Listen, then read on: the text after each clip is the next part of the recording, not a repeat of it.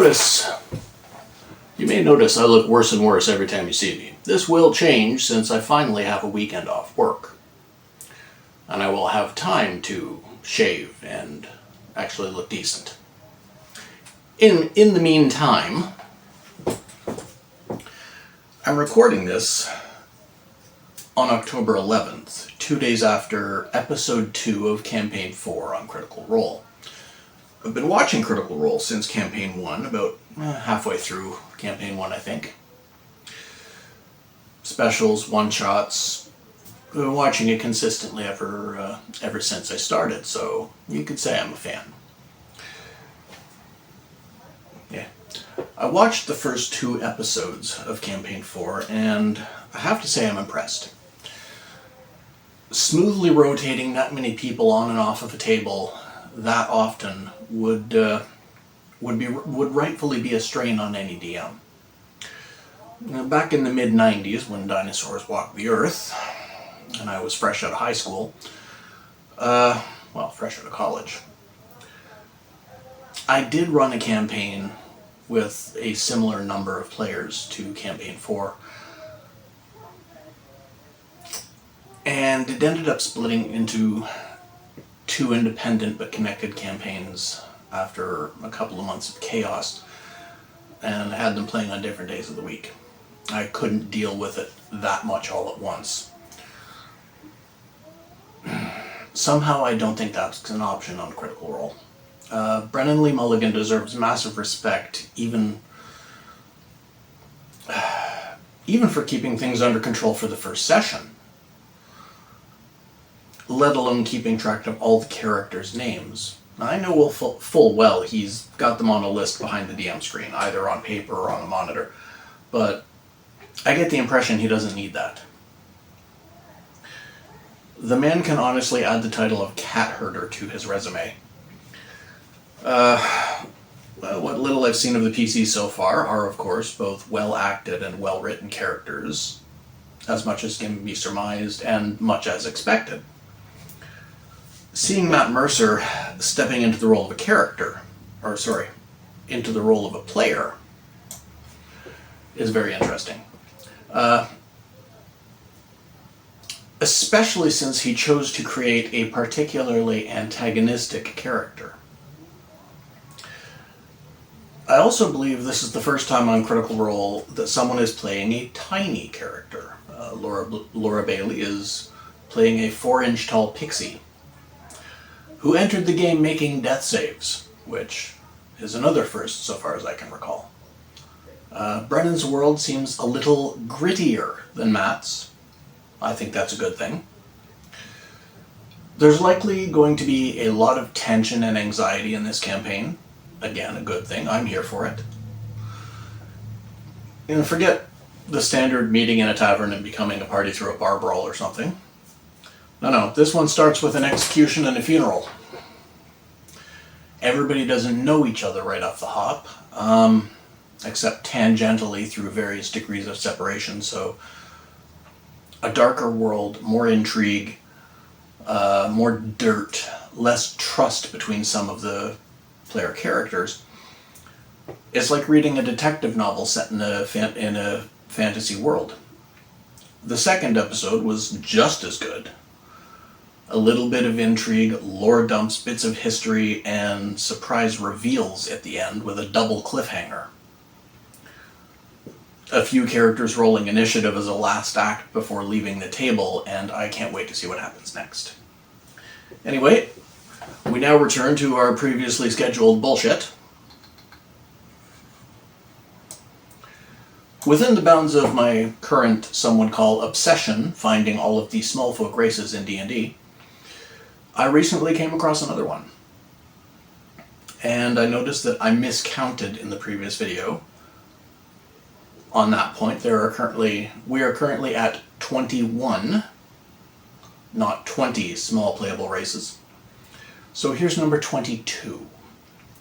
They existed at least as monsters all the way back to the 1982 TSR Monster Cards and the first edition Monster Manual 2, but became playable in Dragon Magazine 262 in August of 1999 as one of the last publications for 2nd edition. They were dropped from 4th altogether and haven't been seen since.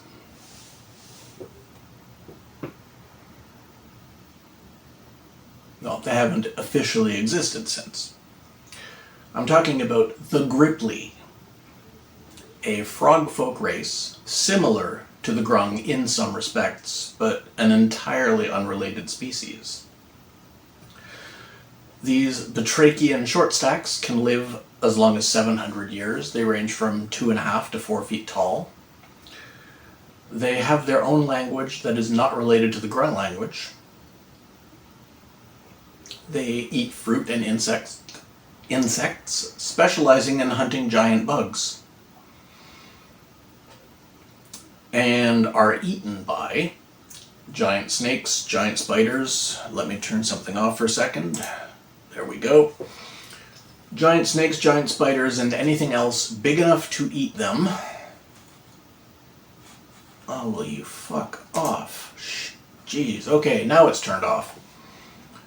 Anything big enough to eat them that would eat frogs. They have the normal froggy life cycle, from egg to tadpole to eventually an adult frog. But it takes a long time. Grippli reach adulthood at reaching their full adult form at 100 years old. They reach middle age around 300 and old age around 400 and are considered elders if they reach 600. They don't last past 700 years mostly. They don't breed quickly or in large number. A coupling will produce 1 egg, which must be cared for and defended from the beginning, and, as stated, will take a century to reach its adult form, at which point the parents can consider having another child. Originally, they were given class and level restrictions, as well as ability score restrictions. In 2nd ed, a movement of 9 and a leap of 15, and 2nd edition had very strange math. Being averse to fire, they never developed metal technology, relying on Stone Age tools. And I've said this before, but up until the Industrial Revolution and the advent of steam engine, anything that could be done with metal could be done with stone. So in a medieval fantasy, you don't lose anything by being Stone Age. Metal tools are a little more durable, but they take a lot more work to make in the first place, so it's a wash. So, the differences between Grippli and Grung are many. Grippli are green to gray in color with dark mottled patches and patterns, where Grung are brightly colored. Grung have teeth, Grippli don't. Grippli have the classic froggy long tongue for catching insects. Grung don't. Grippli are a matriarchal society based on the wisdom of the elders. Grung are a rigid caste system where the color of your skin determines your place in the world and what jobs you are or are not allowed to have. Grung reach adulthood in 1 year and live 50 years. Grippli reach adulthood in 100 years and live to 700. Both have climbing and swimming speeds equal to their walking speed. Grung are water dependent for survival, meaning if they're out of water for too long, they just die.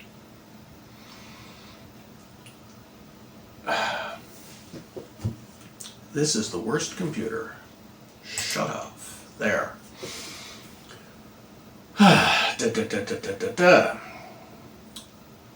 Grippli are only water dependent for reproduction and child rearing. Grung are poison-skinned, xenophobic slave traders. Grippli are curious, friendly folk. I hate this computer. Grung live in jungles. Grippli live in jungles and in swamps. They are very much different. Even though they're the same size and both frog people, they're not the same people. Since Grung are already published for 5e, let's bring the Grippli up to speed.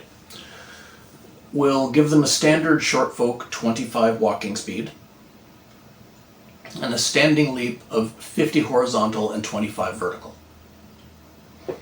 with the original climbing and swimming speed matching their walking speed. They originally had a +1 to intelligence, so they can keep that. In 2nd edition, they started with 5 set languages, which were predetermined, with no option to change or add to them. Let's bring that down to 3. They have their own language. They can speak common, and they can choose one other language. And being frog folk, your voice will be disturbingly low, croaking, and guttural. We'll give them a prehensile tongue, so they can use their froggy tongue. And that'll be described in the stat block.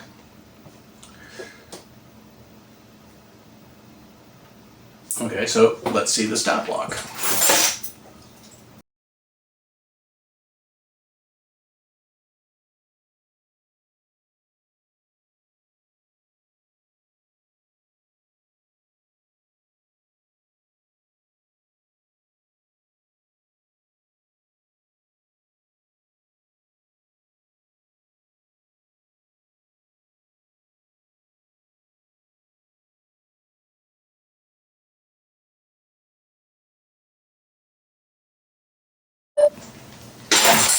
All right. Hopefully you enjoy that. As a final note, there is more lore written for Forgotten Realms on Grippli, on their society and such, but that would make this video way too long. You can find all of it on the Forgotten Realms wiki. Their heroes, their history, their societal breakdown, all of that. So, let me know what you think. Would you play a Grippli character, or as a DM, would you allow your players to use this race?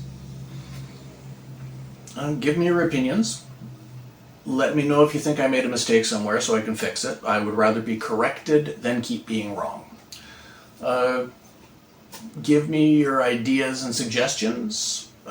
Should I integrate Grippli into my campaign setting? Or Grung, for that matter. But like, share, comment, and subscribe, and I'll talk to you next time.